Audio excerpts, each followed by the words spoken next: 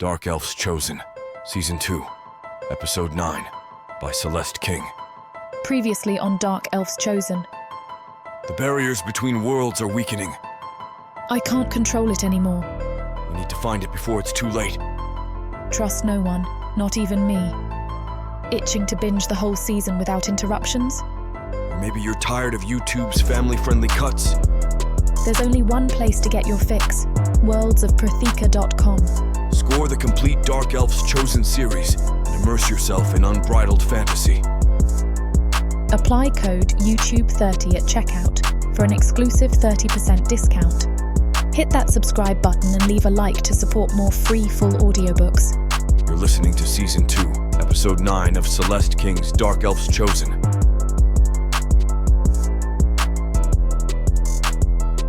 Chapter 57. Julius. The journey hasn't been an easy one. We were prepared for it to be difficult, but I don't think any of us considered just how arduous this journey would prove to be. We finally reached the base of Pra's mountain range as the first light of dawn breaks through the thick, overcast sky. The jagged rocks of its mountains bite into my boots with every step. Icy winds whip around us, biting into my skin and turning each breath into a visible puff of air. Savannah shivers beside me, her cloak drawn tightly around her. The harsh landscape is a stark contrast to the bustling towns and lush valleys we left behind. "Ronica!" I call out. "How much farther?" "Not far," Ronica replies, her eyes scanning the jagged peaks ahead. "The Purna Coven is nestled somewhere within these mountains."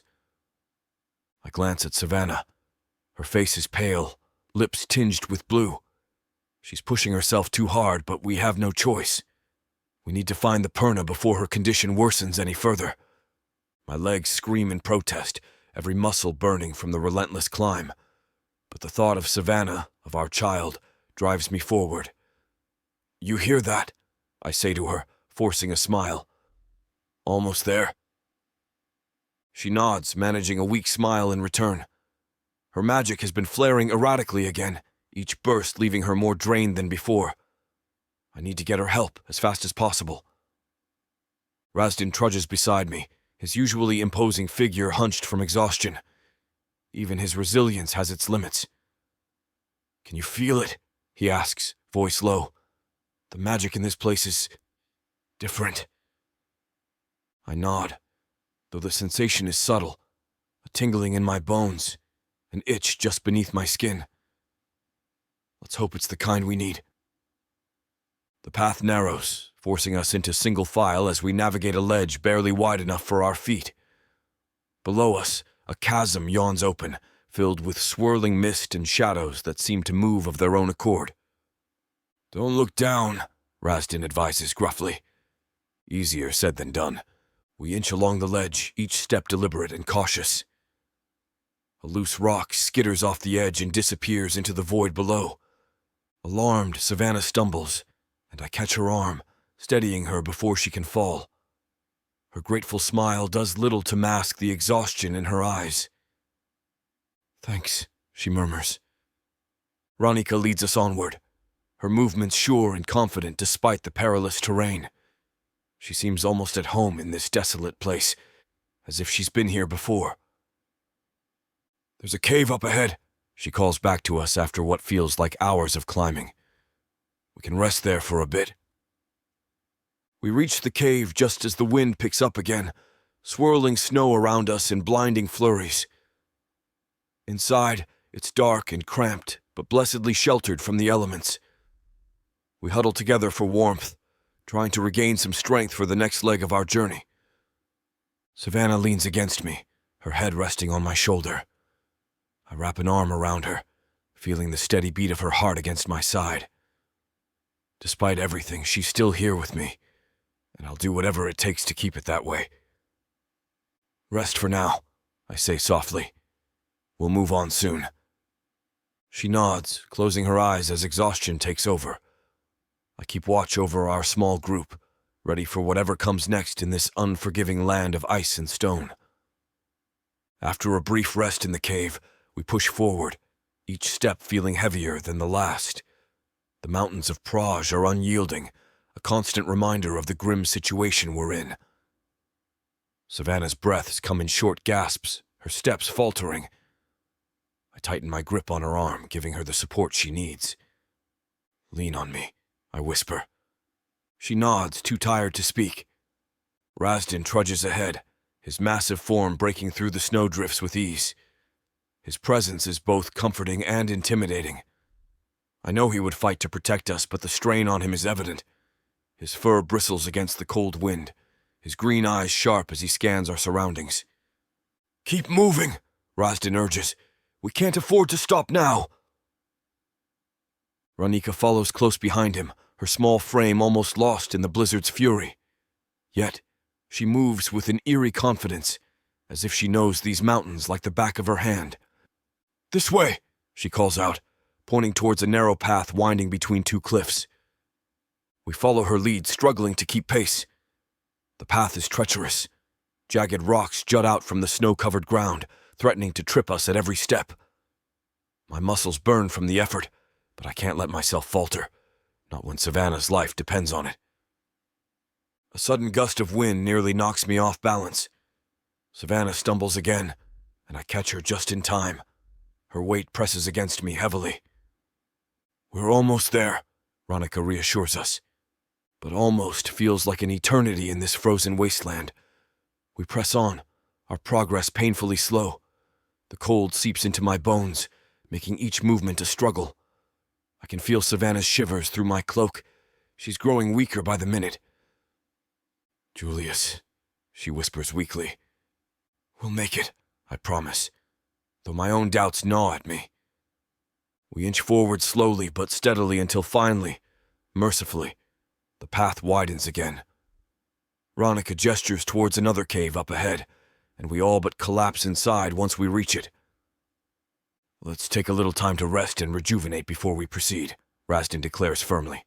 "No arguments." This time, no one protests. We barely have time to catch our breath when the cave's entrance explodes in a shower of sparks and debris. I shield Savannah with my body, feeling the sting of rock fragments against my back.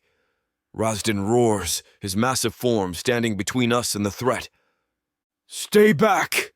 a woman's voice commands, authoritative and laced with power. Purna warriors flood the cave, their figures illuminated by the eerie glow of their magic. They move with fluid grace, their expressions fierce and unyielding. The air crackles with energy, the scent of ozone filling my nostrils. One of them steps forward, her eyes blazing with an inner light. "A dark elf," she spits, her gaze locking onto me with contempt. "You dare trespass on Purna land?"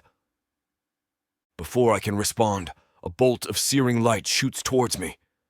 I barely manage to conjure a weak shield, but the impact sends me sprawling backward. Pain radiates through my body as I struggle to rise. "Julius!" Savannah cries out, her voice strained with fear. "Protect her!" I shout to Razdan, who positions himself in front of Savannah, his muscles tensed and ready. Another Purna warrior waves her hand, and the ground beneath me trembles.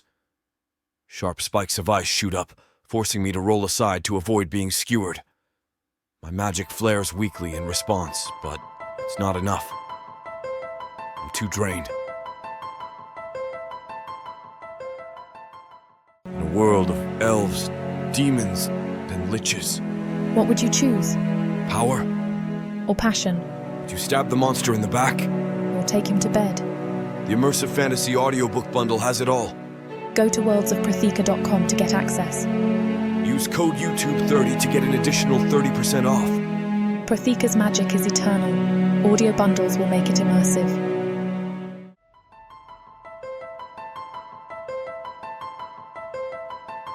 Chapter 58. Savannah. A blast of wind knocks me off my feet. I scramble to my knees, heart pounding. Julius roars, fire crackling in his hands as he faces the Purna warriors. "Stay behind me!" he shouts. Razdan charges forward, using his massive frame to shield Ranika. The Purna's magic glows around them, a shimmering aura that pulses with each spell cast.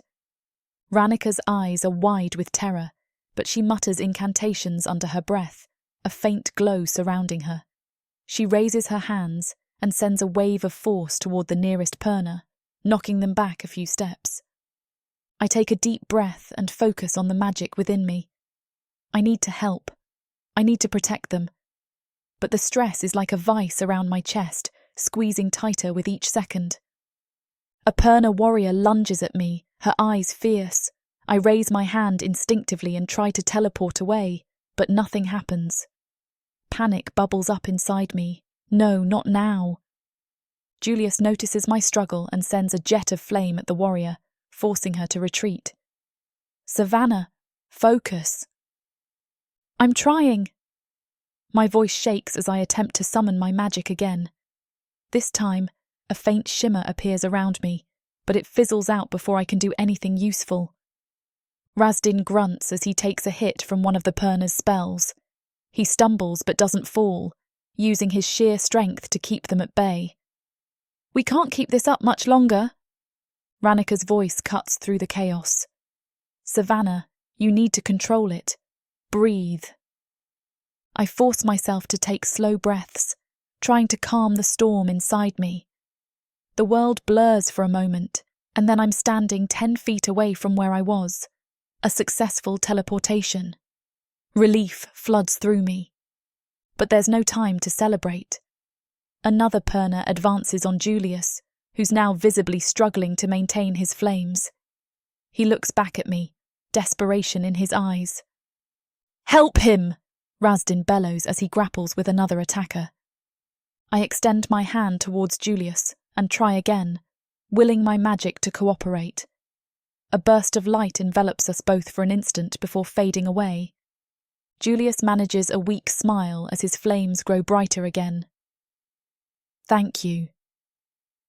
We fight on, each of us pushing our limits in this desperate struggle for survival. Ranika moves with an agility I envy, her lithe form darting through the rocky terrain like a shadow. She's cunning, using the landscape to her advantage, but the Perna know these mountains far better. Their attacks are relentless, coordinated. They push us back step by step. Razdin's magic pulses in the air, creating barriers and blasting our foes with raw energy. Yet even his formidable strength can't fully compensate for his unfamiliarity with the terrain.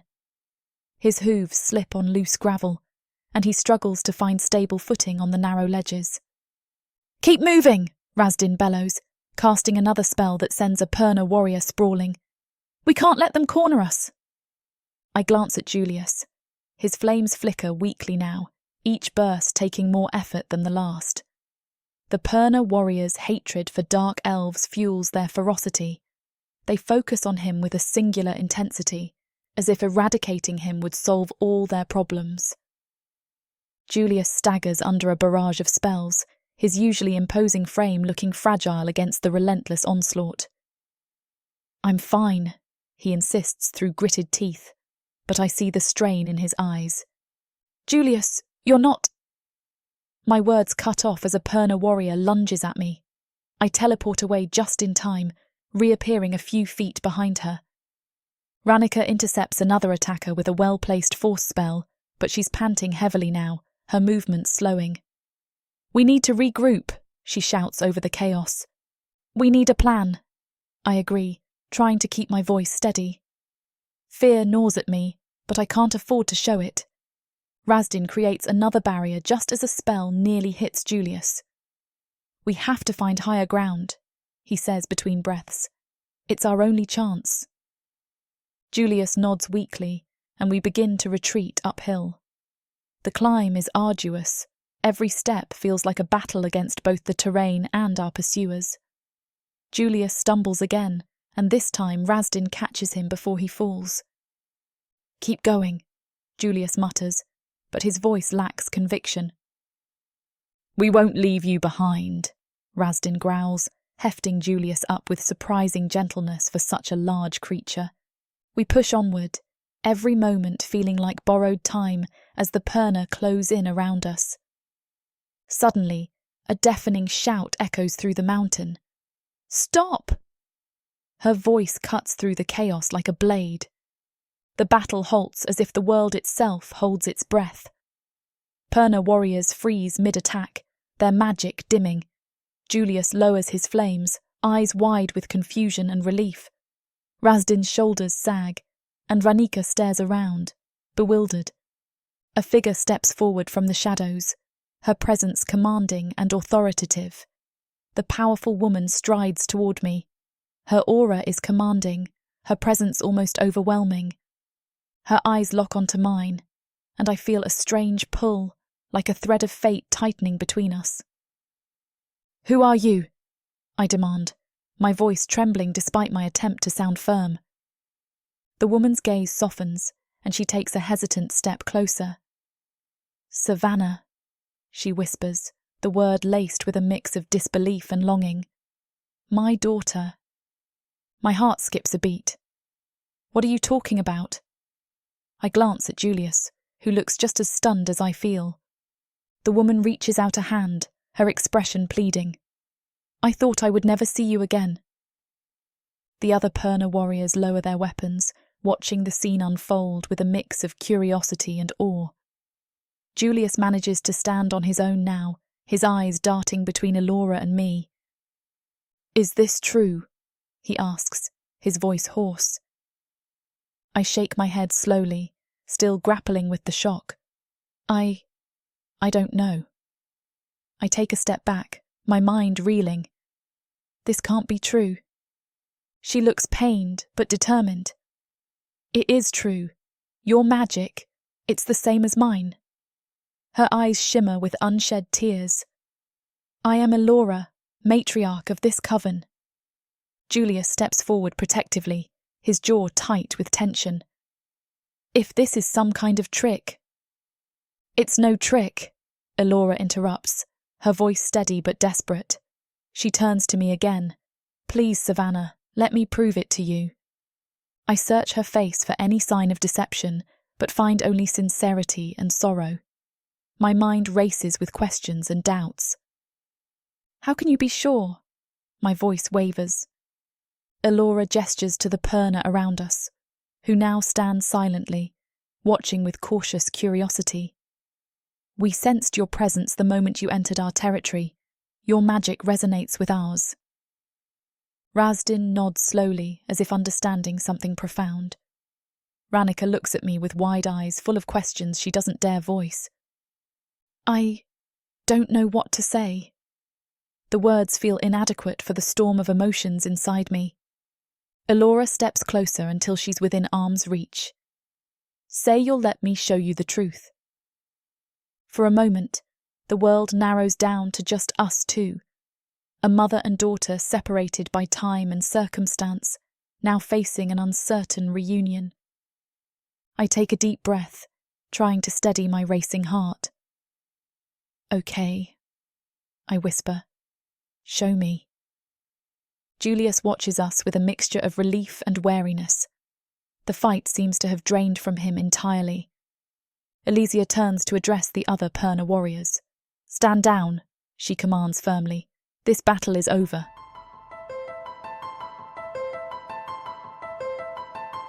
Chapter 59.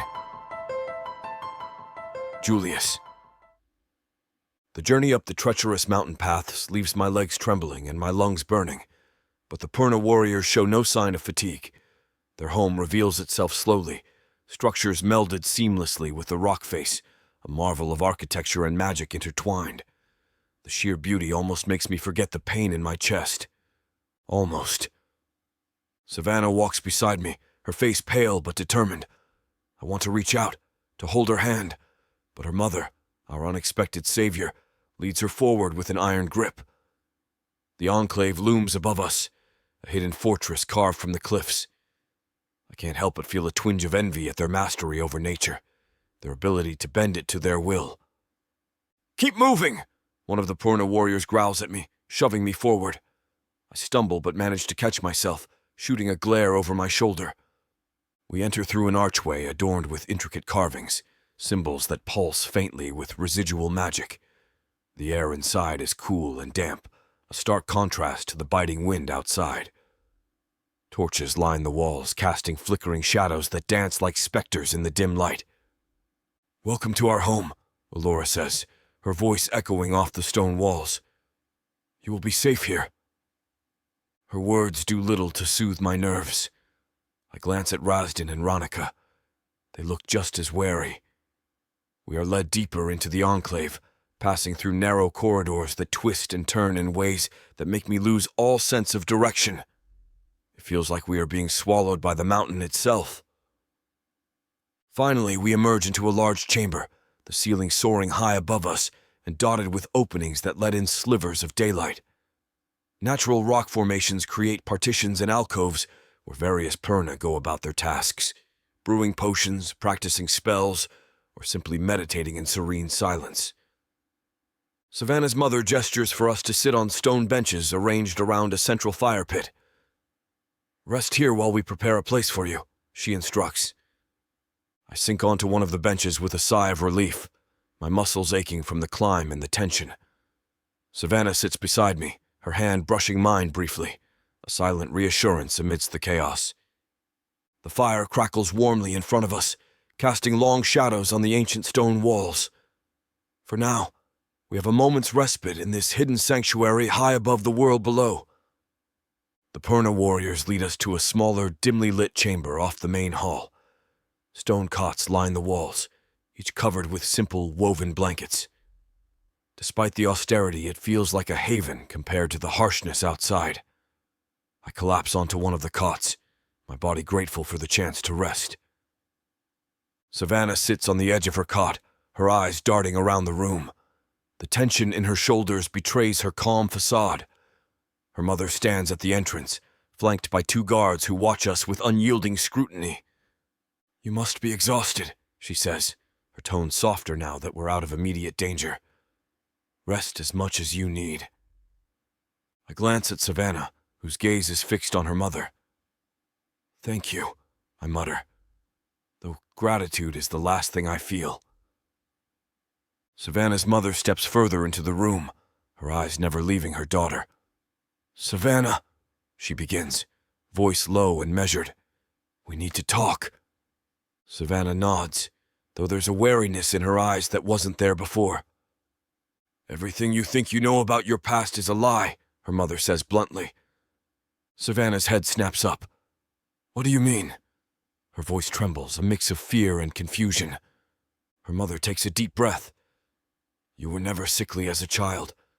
That was a story crafted to keep you hidden." "Hidden from what?" Savannah's voice rises in pitch, tinged with anger. "From those who would use your power for their own gain," she replies. "You have abilities far beyond what you were led to believe." I watch as Savannah processes this information, her face a mask of conflicting emotions. Anger, hurt, disbelief. They all flit across her features. "Why didn't you tell me?" Savannah finally asks, voice barely above a whisper. "It was for your protection," her mother says, stepping closer but stopping short of reaching out. "The world is dangerous for someone with your gifts." Savannah's hands clench into fists on her lap. "And my father? My brother? Were they in on this too?" Her mother shakes her head. "Your father. He wasn't your real father. He found you and took you in to protect you from those who hunted our kind." Silence hangs heavy in the air as Savannah absorbs this revelation. Her whole life has been turned upside down in a matter of minutes. Elora clears her throat, the weight of her next words pressing down on the room. "Your real parents were not human," she says, her voice steady. "Your father was a dark elf, and I, your mother, a Purna." The silence that follows is deafening. Savannah's eyes widen, her lips parting in shock. "A dark elf and a Purna," she whispers, disbelief lacing her tone. "Yes," her mother confirms. "You are a blend of both worlds, which explains your unique abilities." I can barely process what I'm hearing. "Savannah? Half-dark elf?" It makes sense in a way I never considered before. Her magic, so different from mine, now has an explanation. But how? Savannah's voice cracks, and I see tears forming in her eyes. Her mother steps closer, her expression softening. Your father and I loved each other deeply, but our union was forbidden. When you were born, we knew we had to keep you hidden to protect you from those who would exploit your powers. Savannah shakes her head slowly, as if trying to wake from a dream. And all this time, you were alive? Yes, her mother says gently. I had to stay hidden to keep you safe. It was the hardest decision of my life. Savannah's breath comes in shallow gasps as she tries to grasp the reality unfolding before her. Her hands grip the edge of the cot so tightly that her knuckles turn white. I reach out, placing a hand on Savannah's shoulder in a silent offer of support. She doesn't pull away, but continues to stare at her mother with a mix of awe and betrayal. I know this is overwhelming, her mother says softly. But you are among your own kind now. You belong here. Savannah's gaze shifts to me briefly before returning to her mother. What happens now? Her mother sighs, the sound filled with years of hidden pain and longing. Now, we help you understand your true nature and teach you how to control your powers. The realization seems to shake Savannah to her core. She belongs here, among these powerful women who share her bloodline and magic. And as for me, I'm left grappling with my own feelings of shock and an unfamiliar vulnerability seeing Savannah like this. In this hidden sanctuary high above the world below, our journey has only just begun again.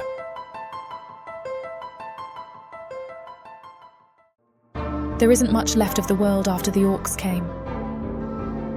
Savage. Brutal. Merciless. If you're a woman, you're property. Even to other humans. What happens when an orc stakes his claim on a human woman? Who would dare to stop him? Me.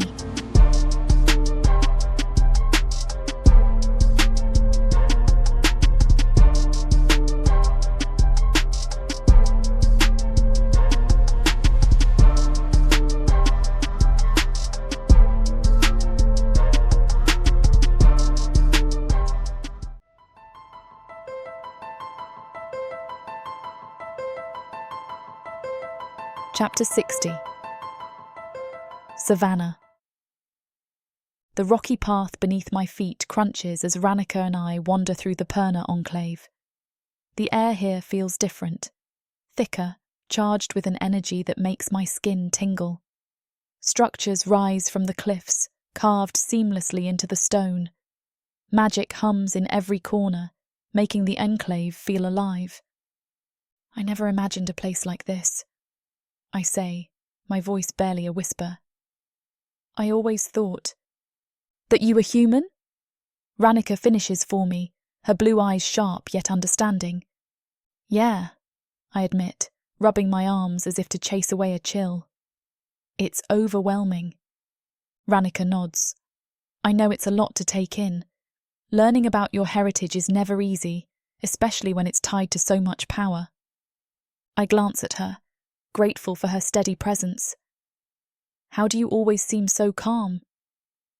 I'm not always calm, she says with a soft laugh. I've just had more time to get used to the idea of being different.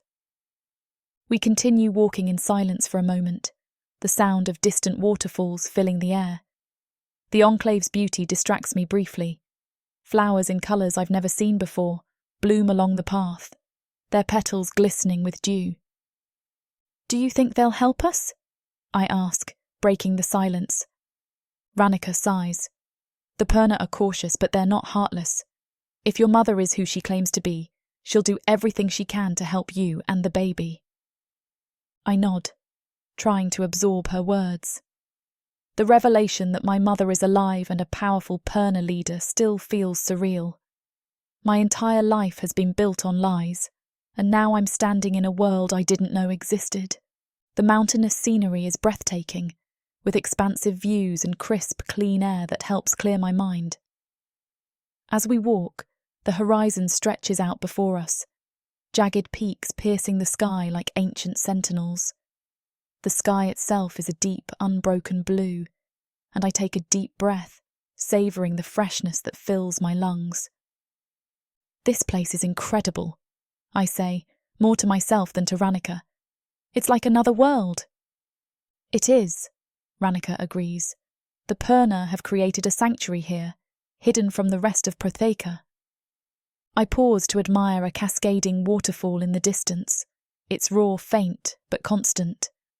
The water glistens in the sunlight, creating rainbows that dance across the rocks. I can't help but feel a sense of peace wash over me. I wish Julius could see this, I murmur, thinking of him and our unborn child. He'd love it. Rannika smiles softly. We'll bring him here once everything is settled. He needs this peace as much as you do. We continue our walk, passing by clusters of Purna who glance at us with curious eyes. Despite their scrutiny, there's no hostility, only caution and perhaps a hint of intrigue. Do you think they know? I ask quietly. About your heritage? Most likely, Rannika replies. News travels fast in a place like this. I nod, absorbing her words as we climb higher along the path. The air grows cooler, and I pull my cloak tighter around me. Each step brings us closer to understanding and maybe even salvation. We reach a vantage point that offers an expansive view of the valley below. It's dotted with small huts and gardens, all harmoniously integrated into the landscape. Smoke rises from chimneys, and I can almost smell the earthy scent of burning wood. Rannika, I say softly, looking over at her. What happened after the fight we had with the Minotaurs? How did you get captured? Rannika's steps falter, and she turns her gaze to the horizon, her eyes distant. It was chaos, she begins, her voice steady but tinged with something darker. After you teleported away and Razdin intervened, I was left trying to fend off the remaining Minotaurs. They were relentless. I nod, recalling the panic and desperation of that day. I remember. It felt like everything was happening all at once. Rannika sighs, running a hand through her curly black hair.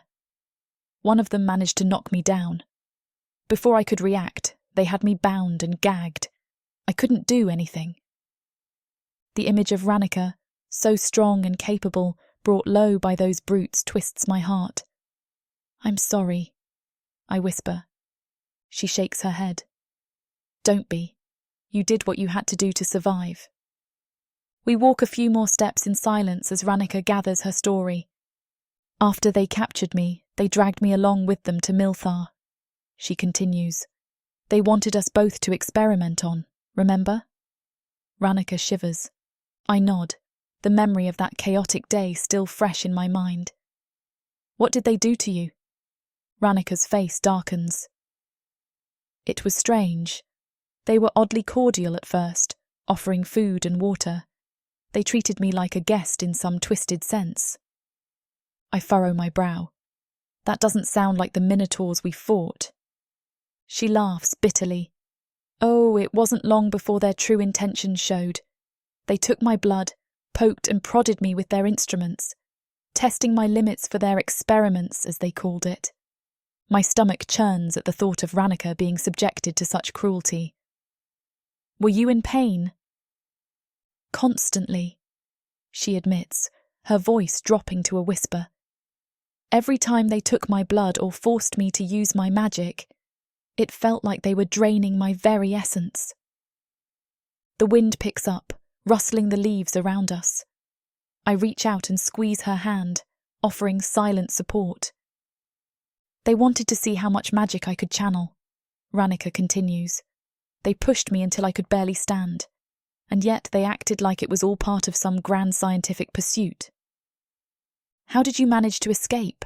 I ask, unable to fathom the strength it must have taken.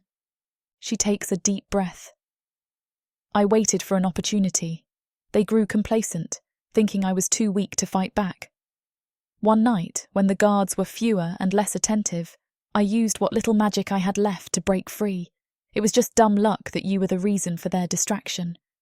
She nudges me with a smile. A mix of admiration and sadness fills me as I listen to her tale. And then you saved our asses. You're amazing, Ranika. She shakes her head modestly. Survival makes you do things you never thought possible. We continue walking in silence for a moment, the gravity of her experience weighing heavily between us. I'm glad you made it out, I say finally, my voice barely above a whisper. I'm glad we both made it out, she replies softly, her eyes reflecting a resilience that gives me hope for our own uncertain journey ahead. As we walk, the beauty of the enclave contrasts sharply with the turmoil inside me. Every step feels like I'm walking on a tightrope, balancing between disbelief and acceptance. Ranika, I start, my voice trembling. How do you deal with it? The constant shifts in your reality?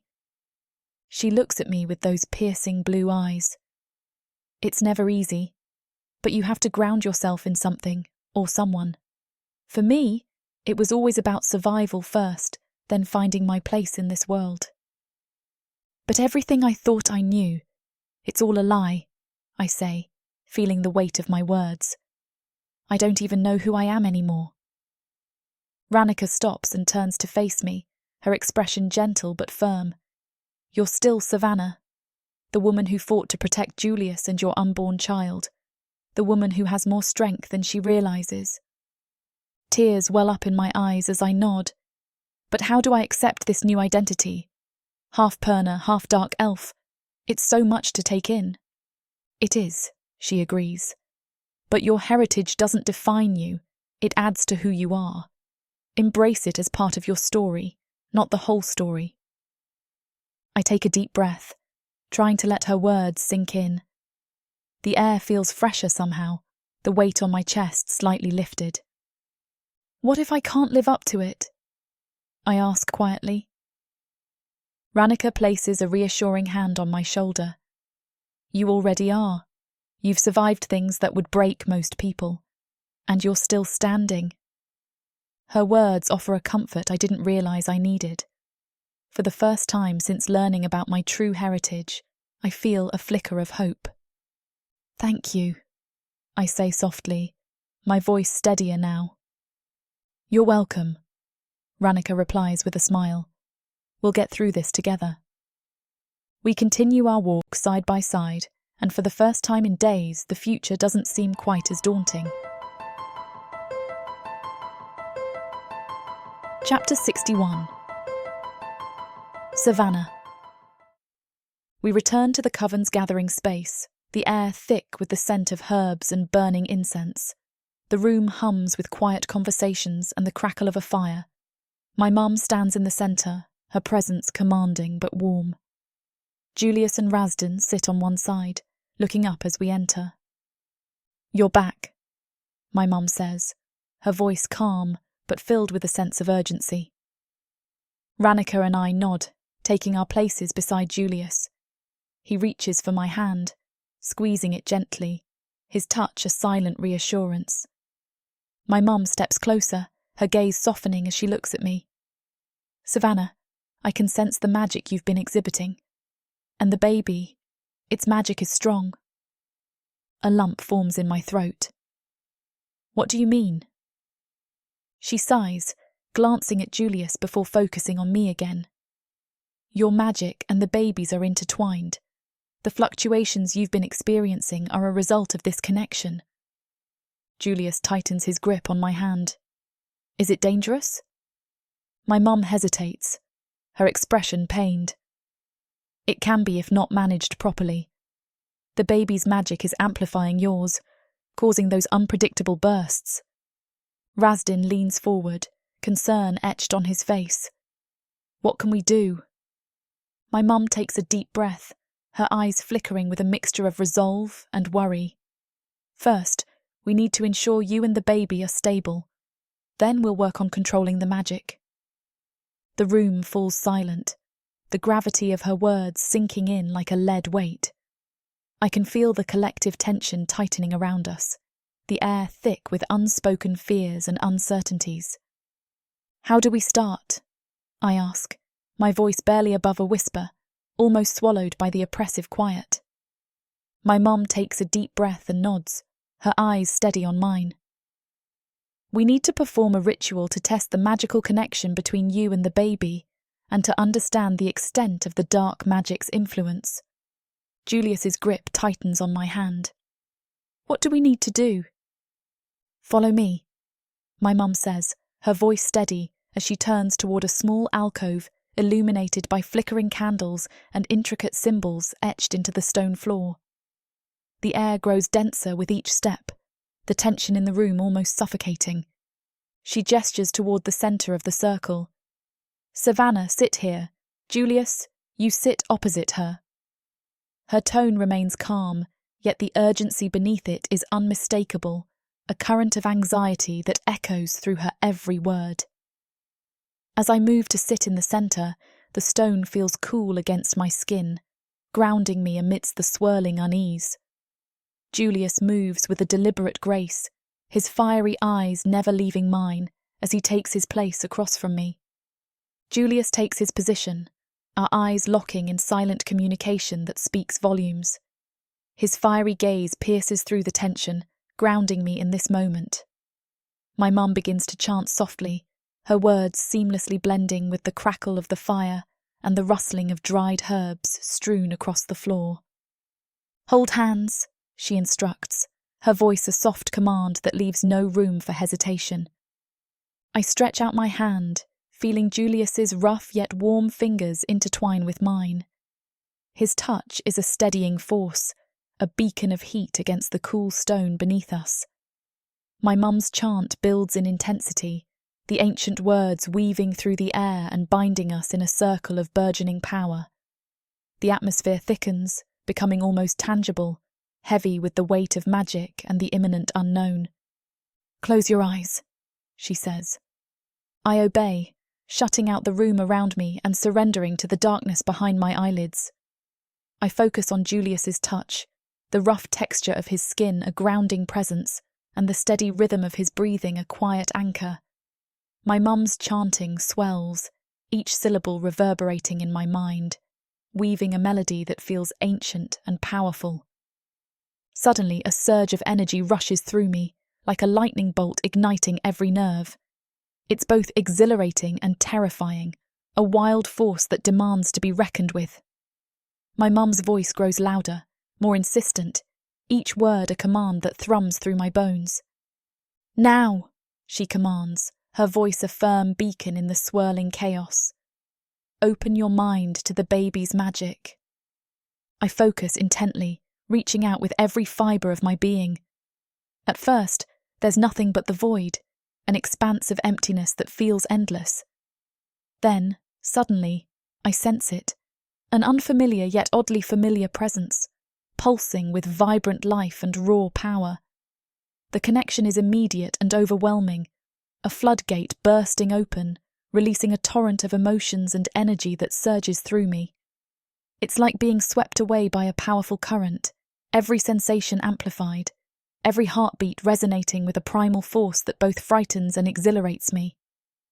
My mum's chanting shifts, taking on a darker, more sinister tone. The words seem to claw at the air, each syllable dripping with an ominous energy. I sense something else now, an undercurrent of darkness entwined with the baby's magic. It's cold and invasive, like icy tendrils wrapping around my soul, sending shivers down my spine. "Do you feel it?" she asks, her voice a mere murmur against the oppressive atmosphere. "Yes," I whisper, my breath fogging the air as if the very essence of that darkness chills me from the inside out. Julius's hand tightens around mine, a lifeline in this swirling storm of energies. His touch is warm, a stark contrast to the dark magic invading our space like an unwelcome guest. I can feel his strength, his determination to keep us anchored through this ordeal. My mum's voice pierces through the chaos, a beacon in the oppressive atmosphere. "Good. Hold on a little longer." The ritual intensifies, her chanting growing more fervent as she delves deeper into the connection binding us. Each word she utters seems to dig into my very soul, a relentless pull that ties our fates together in this moment of dark communion. The chanting fades, leaving a heavy silence. I open my eyes, blinking away the residual energy that buzzes through my veins. Julius looks equally drained, but his eyes remain locked on mine, filled with concern. My mum steps back, her expression grave, her eyes shadowed with concern. The connection between you and the baby is formidable. The dark magic is intricately woven into it, binding your fates together in ways we can scarcely comprehend. Julius's grip on my hand tightens, his jaw set. So what do we do? My mum sighs, the weight of her next words pressing down on us. Due to this magical bond, we cannot attempt to remove the dark magic until after the baby is born. Her voice quivers slightly, and I can see the strain etched into her features. The room feels even colder, the shadows deepening as if in response to her grim revelation. My heart sinks, a heavy stone in my chest, as I glance at Julius. His eyes blaze with a mix of anger and determination, but he remains silent, waiting for my response. A cold dread settles in my chest. What does that mean for us? She kneels beside me, her gaze soft but unwavering. It means we must focus on keeping you both stable until then. Any attempt to extract the dark magic now could kill both you and the baby. Julius looks ready to argue but stops himself, his shoulders slumping. So we just wait? We manage it. She corrects gently. I will teach you techniques to control the fluctuations and minimize the impact on your health. Razdin nods, his face a mask of determination. We'll help in any way we can. The room feels smaller, the air thicker with unspoken fears. I glance at Julius, his expression a mix of frustration and helplessness. How do we keep it from getting worse? I ask, my voice trembling. Rest, my mum replies firmly. Avoid stress as much as possible, and trust in your bond with Julius. It will help stabilize your magic. Julius's hand squeezes mine again, his warmth seeping into my cold fingers. We'll get through this, he murmurs, more to himself than anyone else. My mum rises and places a reassuring hand on my shoulder. You're not alone in this, Savannah. We will protect you and your child. The resolve in her voice bolsters me slightly, though the weight of our situation remains heavy. I nod numbly, leaning into Julius's side for support as the enormity of our predicament sinks in. Thank you, I whisper. Julius pulls me closer, his presence a steady anchor in this turbulent sea of uncertainty. We'll be ready, he says quietly, but with fierce determination. For now, that's enough. From the depths of the darkness of Prathika, or clawing up from the realms of fantasy, come the most fearsome beasts you have ever seen. These monsters are done watching from the shadows. Now, as they step into the light, something unexpected grips them. Something even they can't fight off. Love.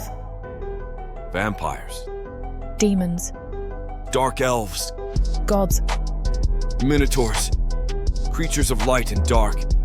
They will protect their mates. Do whatever needs to be done. Morally grey heroes who will burn the world.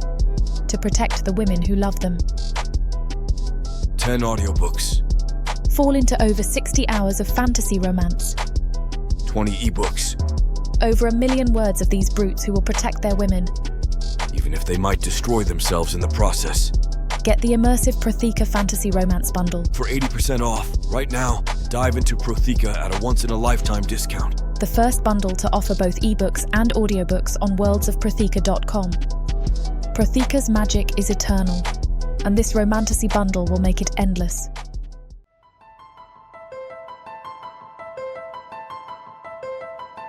Chapter 62. Julius. We returned to Savannah's mother's living room, my limbs heavy with fatigue. The room's warmth and soft, golden light offer a stark contrast to the biting cold outside. Savannah's mother gestures for us to sit, but Razdan paces like a caged beast. "Sit down," I say, attempting to ease the tension. Razdan ignores me, his hooves thudding against the wooden floor. "This is pointless." Savannah flinches at his outburst, but her mother places a comforting hand on her shoulder.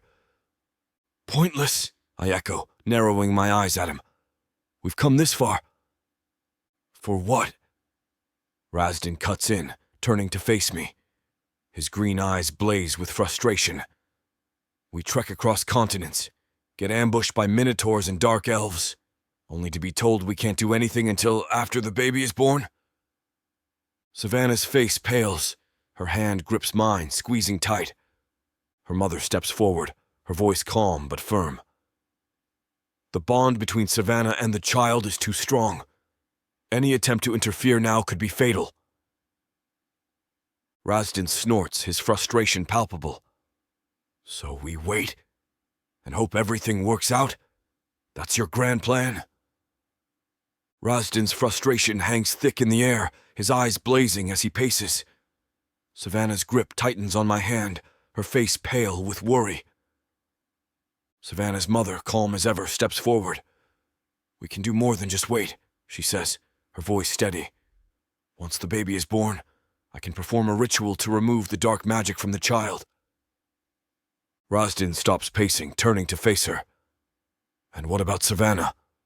His voice carries a sharp edge. "The ritual will free her from the dark magic as well," she explains. "The bond that currently exists between Savannah and the baby is what makes any intervention dangerous. Once the child is born, that bond will change." I squeeze Savannah's hand, relief mingling with apprehension. "So you're saying there's a way to ensure they both survive this?" "Yes," she nods, "but it requires patience and careful preparation.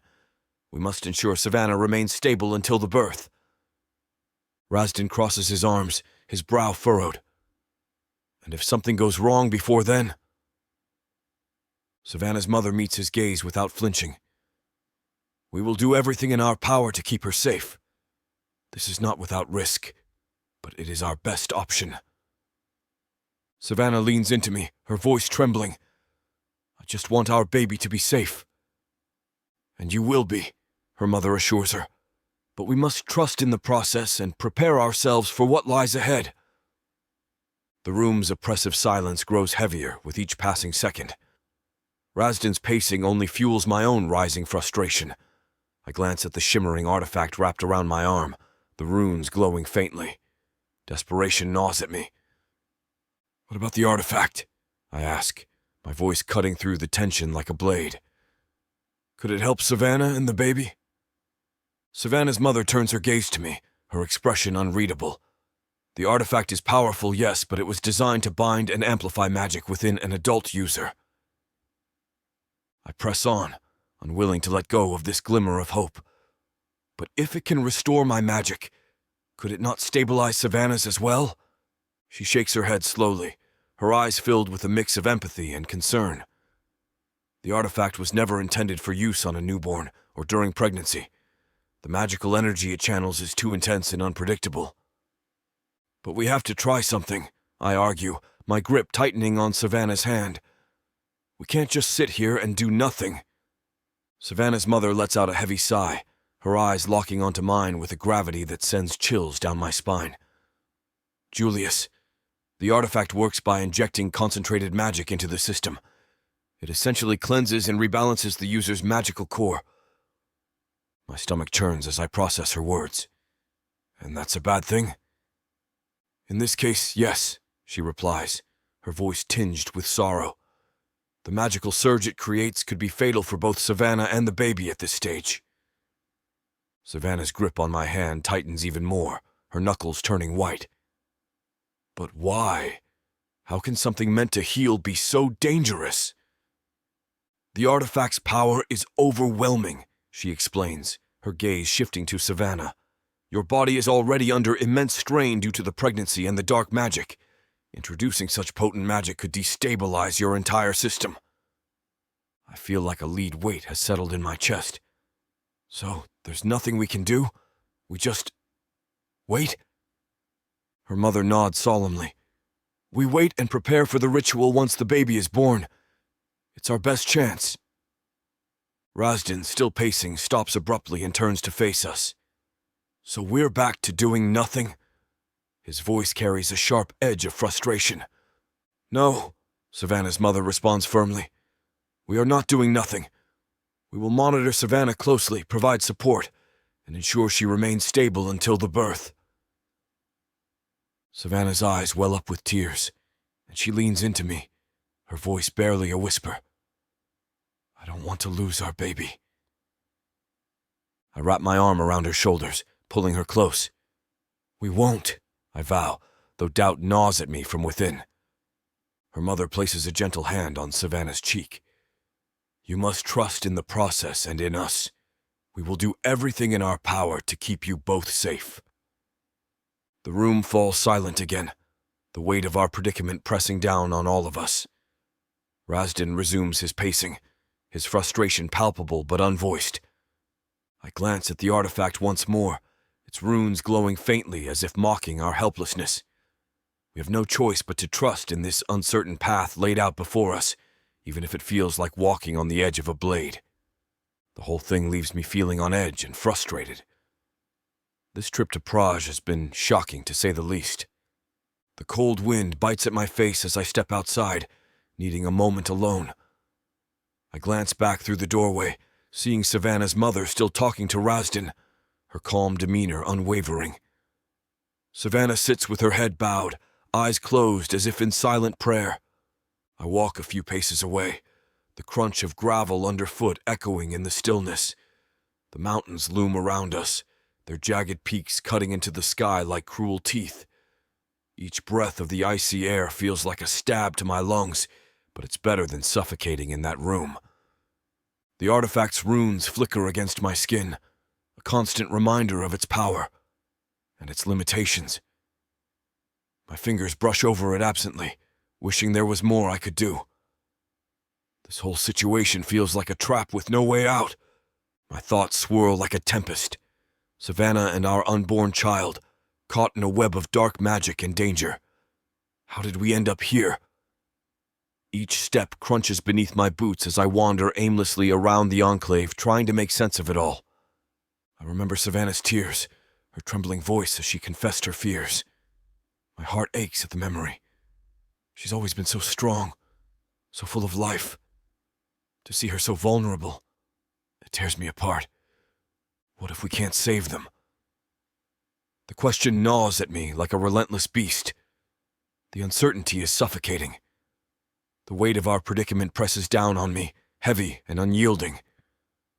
I pause at the edge of the enclave, looking out over the rugged landscape.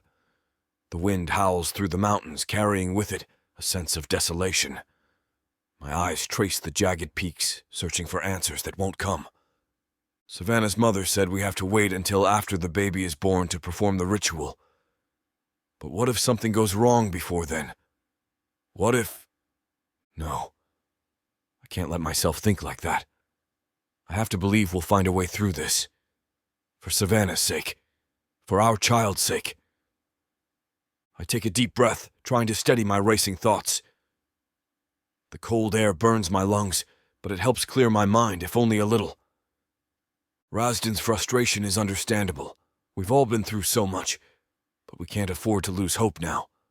We have to stay strong for Savannah and the baby. As I turn back towards the enclave, I catch sight of Savannah through one of the windows. Her head is still bowed, but there's a determined set to her shoulders that gives me a glimmer of hope. We will get through this. We have to. With renewed resolve, I head back inside to face whatever comes next.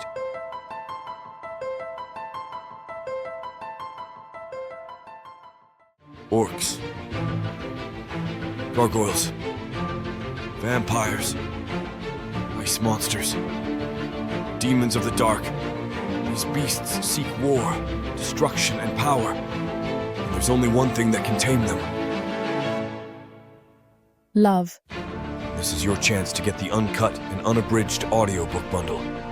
No detail is spared. Use discount code YouTube30 for an additional 30% off of the already discounted price. Go to worldsofprathika.com. Get access to countless audiobooks and discounted bundles where I talk you through every last scene. Prathika's magic is eternal.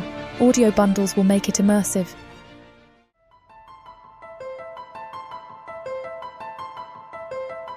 Chapter 63. Julius.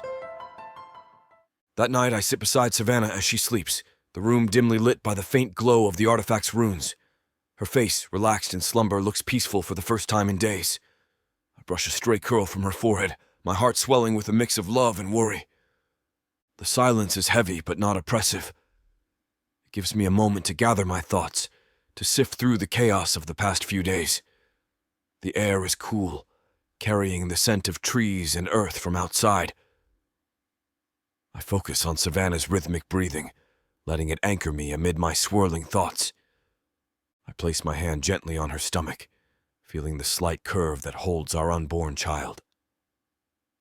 Closing my eyes, I draw on my magic, letting it flow through me like a gentle stream. The warmth spreads from my core to my fingertips, and I direct it towards Savannah's womb. Connecting with the baby's essence feels like touching a spark of raw energy. It's strong but turbulent, like a storm contained within a fragile vessel. The magic pulses in erratic waves, each surge more powerful than the last. My breath catches as I sense its potential and its danger. I focus on steadying my own magic, sending calming waves to soothe the baby's chaotic energy. It responds tentatively at first, then gradually settles into a more rhythmic pattern. For a brief moment, there's harmony, a delicate balance between strength and tranquility. The connection leaves me awed and humbled. This tiny life within Savannah carries so much power, yet it's so vulnerable. I keep my hand there a while longer, reinforcing the bond with gentle magic until I feel confident that the baby's energy has stabilized for now. Opening my eyes, I see Savannah stir slightly but remain asleep.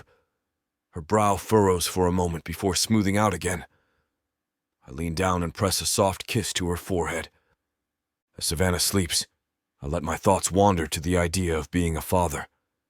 It's a notion that once seemed so distant, like a star barely visible in the night sky. But now, it's right here, growing inside Savannah, full of life and potential. I picture a small child with Savannah's bright eyes and maybe my dark hair. What will they be like? Will they inherit my stubbornness or her boundless curiosity? I smile at the thought of teaching them how to wield magic, guiding their small hands as they create their first sparks. But a knot of fear tightens in my chest. This world is dangerous. My own struggles with magic, the constant threats. We've been through so much already. Can I protect them? Can I keep them safe from the darkness that seems to lurk around every corner? The weight of it all presses down on me like an iron shroud. I need air. Quietly, I slip out from beside Savannah, careful not to disturb her peaceful slumber. My bare feet pad softly across the stone floor as I make my way to the balcony. The cool night air hits me the moment I step outside, refreshing and sharp, carrying the scent of pine and damp earth. I grip the wooden railing, feeling its rough texture beneath my palms. The moon hangs low in the sky, casting a silvery glow over the mountain landscape. The jagged peaks loom in the distance, dark silhouettes against the starlit sky. The world feels both vast and isolating. I take a deep breath, trying to clear my mind, but it's no use. My thoughts churn like a stormy sea, each wave crashing harder than the last. Savannah's pregnancy, the dark magic threatening her and our child, my own weakened state. It's all too much. What if I can't protect them? What if Savannah Mom's ritual doesn't work? What if... I clench my fists, nails digging into my palms. These doubts, this fear, they're consuming me. I've always prided myself on being strong, on being able to face any challenge head on. But now I feel powerless.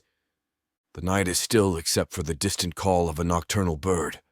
Its mournful cry echoes through the mountains, a haunting reminder of our precarious situation. I close my eyes, trying to find some semblance of calm within myself. "Julius." I startle at the sound of Razdan's voice somewhere to my left. I turn, seeing Razdan perched on the edge of a chair, his face as contemplative as I imagine mine to be. Razdan gestures to the chair beside him, and I join him, sinking into the seat with a heavy sigh. We sit in silence for a while, each lost in our own thoughts. The balcony offers breathtaking views of the surrounding mountains, their peaks dusted with snow and bathed in the moon's silvery glow. The crisp, cold air nips at my skin, providing some small comfort. The night sky stretches above us, an endless expanse of stars that seem to shimmer with secrets of their own. The scent of pine and damp earth mingles with the faint trace of smoke from distant fires. I close my eyes for a moment, letting the sensory details ground me. Razdan shifts beside me, his presence a solid reminder that I'm not alone in this. Yet we're both wrapped in our own worlds, grappling with the weight of recent events. Finally, I break the silence. "I can't keep doing this, Razdan," I say, my voice barely above a whisper. "I can't keep pretending everything's fine when it's falling apart. Savannah's pregnant, and the baby's magic. It's so powerful. I'm terrified of what could happen to them." Razdan nods, his expression unreadable in the dim light. He doesn't interrupt, letting me pour out my fears. "And this dark magic," I continue, my hands tightening around the railing. "It's killing me. If it wasn't for this artifact, I'd be gone by now. What kind of father am I going to be if I can barely keep myself alive?" Razdan shifts slightly, his green eyes focused on me with an intensity that makes me feel both exposed and understood. I've always prided myself on being strong, on protecting those I care about. But now I'm not sure if I can protect Savannah or our child. My voice wavers, and I hate how vulnerable it sounds. We sit in silence again for a few moments. The only sounds are the distant rustling of leaves and the occasional nocturnal call. "What do you think?" I finally ask, turning to face Razdan fully. "About our current situation? About everything?" Razdan leans back in his chair, his gaze never leaving mine. "You're facing challenges most wouldn't even dream of," he says slowly. "But you're not alone in this. You've got allies who care about you and Savannah." He pauses, his eyes flicking to the horizon as if searching for the right words. "The dark magic is a curse, yes, but it's not unbeatable." His words offer a sliver of hope, but it feels fragile. "And Savannah's magic?" I press. Razdan's brow furrows. "It's volatile because she's afraid and unsure. She needs guidance, support to harness it without fear." His insight stings because it's true.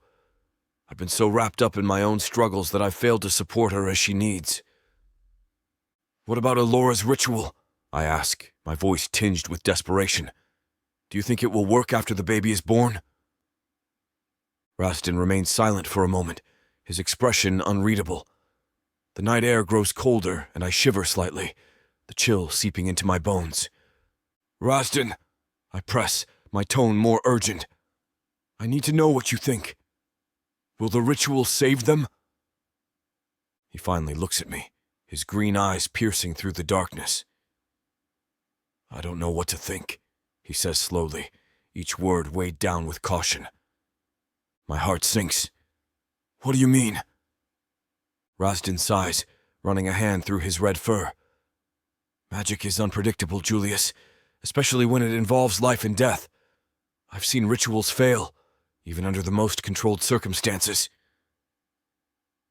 "But Savannah's mom is powerful," I argue, trying to cling to any shred of hope. "She knows what she's doing." "Powerful, yes," Razdan agrees. "But that doesn't make her infallible." The weight of his words presses down on me like a leaden cloak. The thought of losing Savannah and our child is unbearable. Razdan stares out into the night, his brow heavy with worry. My own fears feel compounded by his concern, my heart pounding. When he speaks again, his tone is ominous, sending an icy shiver of dread down my spine. I have a bad feeling about this.